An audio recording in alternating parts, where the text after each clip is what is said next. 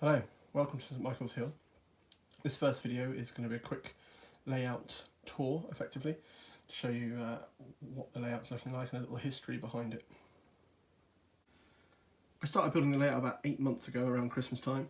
It's basically a small layout to really practice my skills. I've been out of the hobby quite a few years now, so I wanted to kind of try building something on a small scale before maybe moving on to something bigger.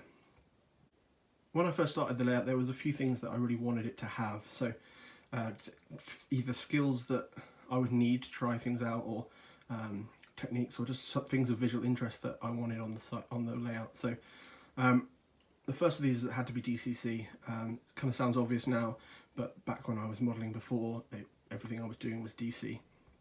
So it was a new challenge. The second thing I wanted to do was to make sure all the points were motorised. I'm not going to control them through the DCC. I want to keep an analog control system, so I'll be building a control panel full of switches for points and lights and things like that. But I really wanted to have a play with some point motors, make sure I could wire them up and get them working. So that's actually been done already. The points are wired up and worked through, so analog switches that are hidden at the moment. This shot shows the next couple of things I wanted to achieve with the layout. So I wanted to definitely have some sort of water on the layout, which I've achieved with a canal that runs under the platform and the sidings at the back. Additionally, I did also want to have kind of multiple layers on the layout. So rather than just having a flat layout, I wanted to kind of build up both hills and kind of some sort of valley. So when I was building the baseboards, I kind of left a recess that I've kind of filled up and created this canal scene, which took a lot of inspiration from Bristol Temple Meads. Something else that was a must for me was to have working signals.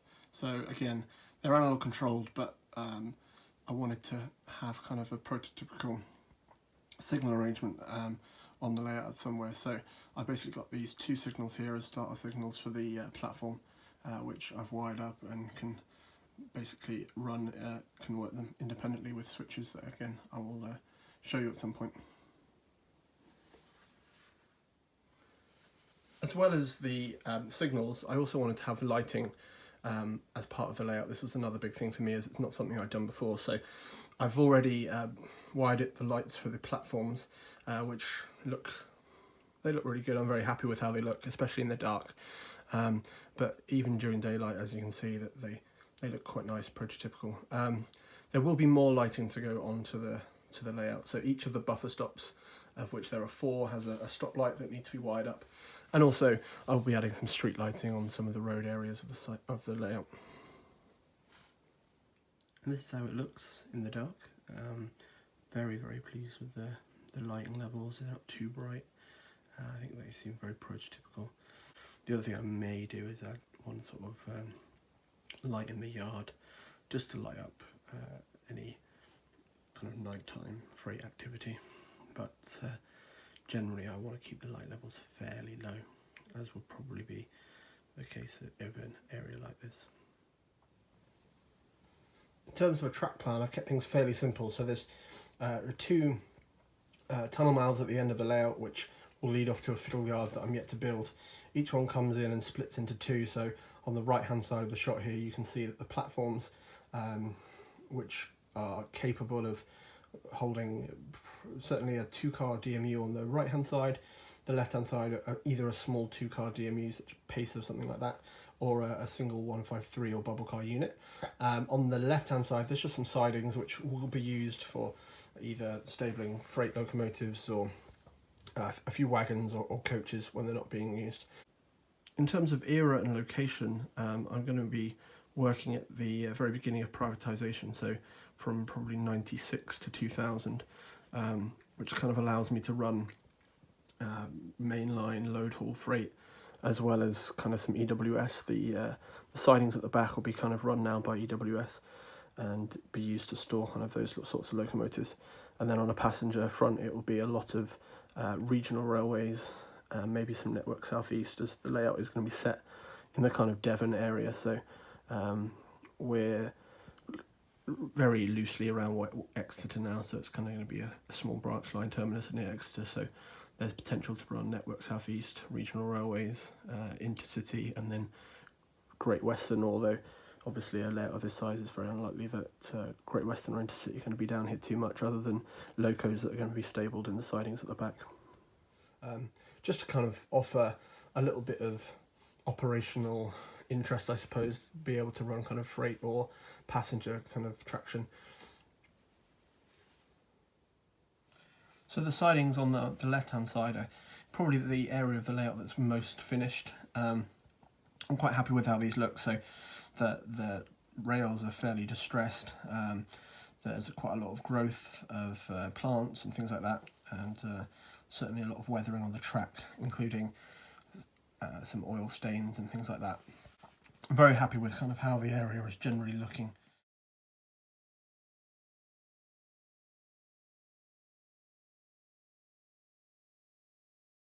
The buffer stops have been fitted, I'm just waiting to wire in the lighting. I think that'll look really effective when it's done.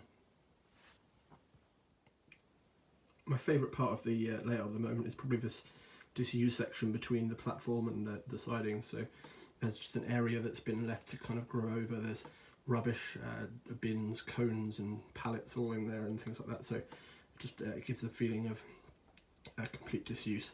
There's an open gate, and I'll probably end up putting a van or something just inside there as kind of something that may be used very rarely, but it still needs access for. The shipping container is something that I've kind of modified myself, so I've given it a quick weathering and basically used powders and thinners, as well as actually kind of distressing the plastic of the container. I think it's come out really nice. I'm very happy with the way it looks. Another area of the layout I'm really happy with is the Vandalized Shelter. I've used decals of graffiti to add to the shelter, as well as smashing a window by grinding it away and keeping the leftovers of smashed glass. I then took a few cones and wrapped a little bit of floss around them to give it kind of a look that it's been cornered off. I still need to do a little work on the station. There's certainly things that need to be added, like the station name, platform number boards, potentially a ticket machine and little details and some people, benches and things like that. But generally it's kind of coming to a point now where we're getting close to kind of being finished, and I can start to concentrate on back scenes and getting the wiring all right and things like that.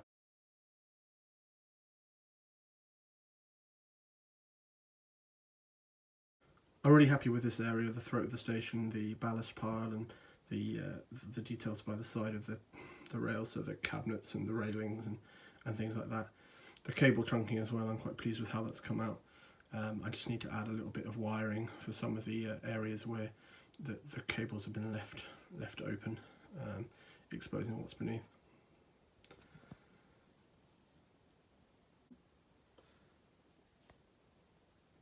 One of my favourite areas of the layout is definitely this canal scene. I took advice from a guy on YouTube who basically came up with this great idea of using PVA glue and tissue paper to create kind of the waves, and then use a load of paint and varnish to kind of give the water look, and I think it's come out really well.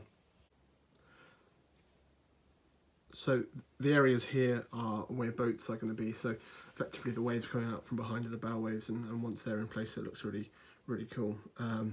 There's also a few things like some swans and a pallet that's kind of made its way into the river, as well as a dustbin. So it's just kind of an area that I really like. It kind of feels a bit dingy, somewhere maybe you wouldn't want to be going on a kind of at a dark night on your own. It just seems quite a nice urban feel to it. I'm also really pleased with how the sides of the platforms have come out. I've put this together using Pico platform edging with the paper, which I've then weathered up and detailed with a little bit of foliage and the stains and some kind of graffiti style writing that you see on the sides of platforms. And so then the edging of the platform has been done using plasticard to give a nice kind of textured feel.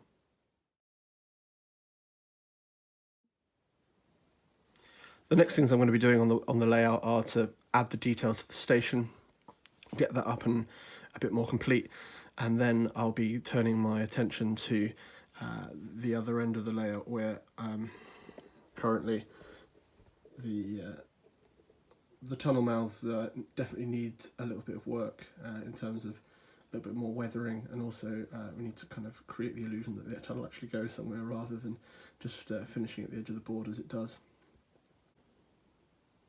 As well as that, I'm going to be lighting up the buffer stops as well, so you'll be able to see down at the bottom of these sidings there'll be red lights that will be illuminated. The other two really big projects I need to do is firstly, as you can see, there's no back scene at the moment, so I have left space for a back scene, but at the moment there's nothing in place, so I'm going to be doing that over the next few months, as well as the biggest job probably yet to do is construct a fiddle yard. It won't need to be too long, probably half the length of the boards at the moment, which is around 4.5 foot at the moment, so probably a 2.5 foot fiddle yard on the end, and then I'll be able to kind of operate the layout properly. At the moment it's very difficult to properly run anything just because of where the points are. Finally, the thing that I'll be taking a lot of time on as the layout itself is getting towards a state where I'm quite happy with it. What I need to do is a lot of work on the rolling stock. So as a lot of what I have got is from back when I was first starting the hobby, a lot of it's Lima and Hornby, older stuff that needs a lot more work in terms of detailing. I have picked up some newer models from Hornby, Bachmann, Helgen and Dapol, so there's certainly some newer stock that I have, but there's a lot of stock that needs a lot of work. I plan to do a series around this class 33. It's an old Lima version, and I'm basically going to be taking it from this state kind of out of the box to a far more detailed and I guess more modern model looking thing. So I'll be working on adding the etch plating that it comes with, as well as working on weathering and detailing, so I'll probably look to find some new buffers for it, change the coupling, and certainly just make it look a bit more of the standard that is now in the kind of model railway world. Potentially I will also look at using maybe some etched grills and fans and things like that, although at this stage it's probably quite a frightening prospect to get involved in that sort of level of detailing, but it's something that I'll probably try at some point. In terms of detailing and things like that, I've already started with some of the older stock. So these TTA wagons were previously the old Hornby red Texaco wagons.